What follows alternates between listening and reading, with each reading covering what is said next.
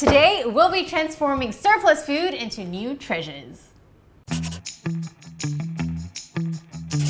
So here's my bag of food from Treacher, and if you've not heard of them, they're an app that redistributes surplus food from the F&B industry and transforms them into yummy treasures for people like you and I. So a couple of days ago, I received a notification saying that they've got a ton of Taiwanese sweet pears. So I thought of getting some and showing you guys how to make a pear galette. So here are the Taiwanese sweet pears. Ooh. And I also got some yogurt from Atasco, and these came from the guys at Ugly Food. And aside from them, Treacher also works with a bunch of other partners, including hotels, to help them minimize food waste from their buffet line. So let's get started. So we first begin with making the dough for the galette. Now, traditional recipes will ask you to use a food processor and just blend everything together. But today I'll be sharing with you a recipe from Chef Jim Dodge for his infamous flaky pie crust. So it's really simple, but you have to follow it really closely. So we're gonna first start with dusting our work surface with some flour. So I've placed pretty much half of the flour on the surface, and now I'm going to line up butter, which I've cut into slices on top of it. So you're basically making a butter and flour sandwich. Okay, now I'm going to top that off with the remaining flour. So here's the fun part. We're going to use our rolling pin and smush all that butter into the flour. Okay, so you have to work really fast if you've not got any air conditioning in your kitchen. I don't, and that is why I want to prevent the butter from melting quickly. Alrighty, so using a bench scraper, you want to fold that all together. You don't need to get a bench scraper specifically for this recipe. If you've got, say, a clean protractor at home, you can also use that. Gotta get creative in the kitchen. It's gonna look really crumbly and really loose in the beginning, but this is what we want. So as you create these layers of butter within the flour, you're gonna get a nice flaky pastry at the end of it. It's gonna be really yummy. It's like adult Play-Doh. So at this point, we want to put it into a huge bowl, and we'll be adding some water. So if you compare this to my shaker box quiche pastry, it's gonna be really, really different in terms of complexity, but this is so worth it. So if you've got some time on your hand on a weekend, I urge you to try this recipe out.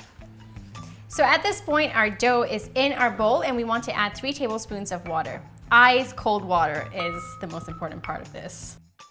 And with a spoon, we want to mix that about till it comes together into a nice mass. With that, we're gonna dump that back out to our work surface, and we're gonna continue rolling it. So the first time I tried this recipe, I did not work fast enough, and my kitchen was super warm, so the butter all melted and it turned one big ugly mess, and I was so upset. But if that happens to you, honestly, just persevere, keep it together, put more flour into it, and chuck it into the fridge, and you can still work with it after that. Okay, so additional flour is on. I'm gonna flour my rolling pin as well, and we're gonna continue rolling. So we want to roll it into a nice rectangle. It feels so creamy and buttery and soft right now. So it's now to a nice rectangle, and you're going to use a bench scraper to fold it in thirds. So kind of like a letter. Boom. And then we're going to turn it around 90 degrees and do the same thing. So with the rolling and the folding, you are creating lots of layers between the dough and the flour. Okay, there you go. I've done it about 3 times now, and it's looking really nice and soft. If it feels like a baby's butt, you know you're done. So at this point, you want to chill it in the fridge for about 20 to 30 minutes, and then we're ready to make our galette.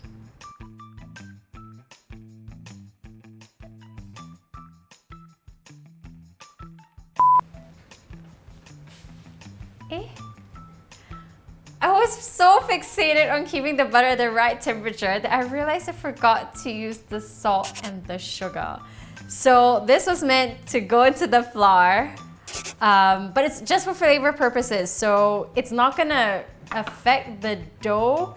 But yes, when you do this recipe, please do include that when you are mixing the dough. But moving on from that, while the dough is chilling, let's prepare our filling. Ooh, that rhymes. So now I'm going to prepare the filling. I'm using Taiwanese sweet pears today, which I got from Treacher, but honestly, you can use any type of pears. You can even use apples, stone fruits like peaches or plums, or even berries. So what I'm going to do is just slice these up first. Now at this point, you want to taste your fruit to see how sweet it is. If it is sweet enough, you can go ahead without adding any sugar. If you find that it's a bit acidic or doesn't have much flavor, you can add a sprinkling of sugar.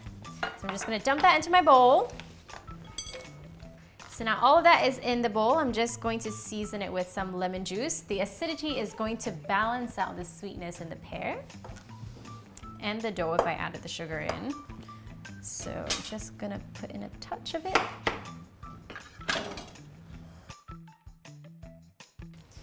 Right, and it's completely optional, but I'm going to add in some lemon zest as well. There we go. I'm just now going to mix that up. I'm now going to set that aside. It has been 30 minutes since the dough has been in the fridge, so we're going to remove that, roll it out, put the pears in, close it up, put it in the oven, and we're done. All right, we've got our dough ready from the fridge. I've also got some egg wash by my side and the pear filling. We have to continue working quickly at this point. I'm going to lightly dust my work surface. Dust that. And we're gonna unravel the dough. Okay, gonna dust that as well. And we're just going to roll this out into a nice big shape, whatever shape you want. I'm gonna go for oblong, and then we're gonna place our fruit in the middle. So there are no rules when it comes to shaping your galette. The perfection lies in the imperfection, so go for whatever you feel comfortable with. Okay, so I'm happy with this island that I have here. Now I need to transfer it on my baking sheet. I'm gonna try to do that gracefully. Ooh, it tore. That's fine. Okay. Just gonna press it back together. That's the beauty about dough. It's adult Play-Doh. Wonderful. So at this point, we're going to lay our pear slices. One by one.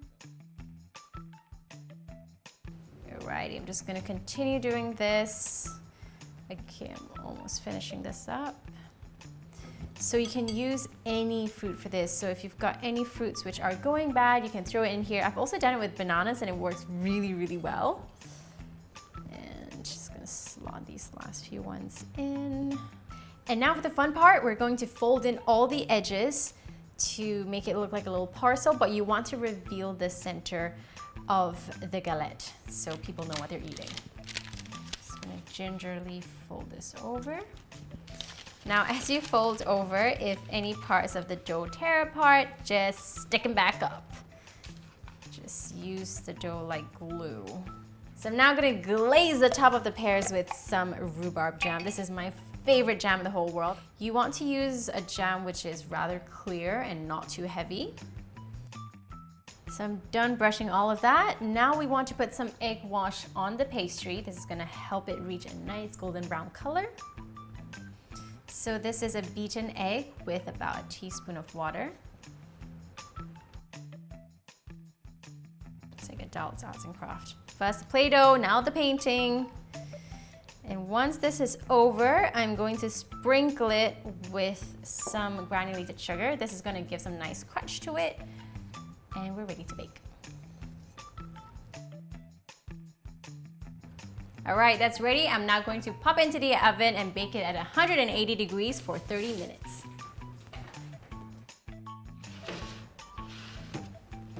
Ooh, it's looking nice and toasty. Look at that. Oh, so nice. Can you guys see it? Can you see it? Can you see it? Ah! Friday, I'm so excited. This. Ooh, I can already feel that the pastry is nice, soft, and buttery. Ooh, And I'm gonna top that off with a dollop of yogurt from Atasco, which I saved from the bin. Alrighty. And now just a quick sprinkling of cinnamon. So here's my pear galette. Try it at home with whatever fruits you have lying around, and may the food be with you. I can't wait to dig in. And trust me, all that hard work with this pastry will be worth it. So nice and buttery. Oh wow. Look. Boop, boop. Okay, everyone wants to touch this right now. You come touch. Touch it. Touch it. Jake wants to touch it. Okay, no one wants to touch it. Okay. Let's chill it. Try. Okay, wait, no. It's like this.